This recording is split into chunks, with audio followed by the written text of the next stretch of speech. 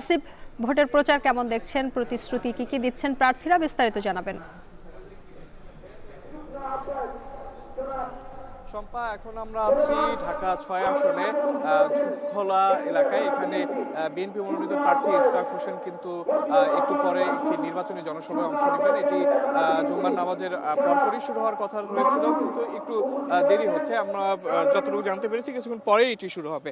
যেটি বলছিলেন যে আজকে যেহেতু সাপ্তাহিক ছুটি, নির্বাচনী প্রচারণা আর যেহেতু অল্প কয়েকদিন বাকি আছে, সেই তুলনায় কিন্তু নির্বাচনী শেষ দিকে এসে প্রচারণাটা জমে উঠেছে। আমরা দেখছি যে জুমার নামাজের পরপরই কিন্তু প্রায় সব দলের প্রার্থীরাই কিন্তু তাদের যে প্রচারণা কার্যক্রমটি রয়েছে সেটি শুরু করেছে। সেই প্রচারণারই অংশ হিসেবে আমরা দেখছি যে ঢাকা ৬ আসনে বিএনপি মনোনীত প্রার্থী ইশরাক হোসেন এই ধূপখোলা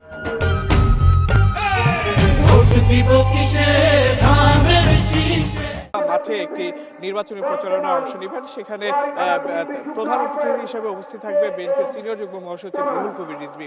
এছাড়া আমরা দেখেছি যে এই একই আসনের জামায়াত ও ১০ দলীয় জোট মনোনীত প্রার্থী যিনি রয়েছেন তারও কিন্তু আজকে জুমা নামাজের পরে কিন্তু আমরা দেখেছি কর্মসূচি রয়েছে।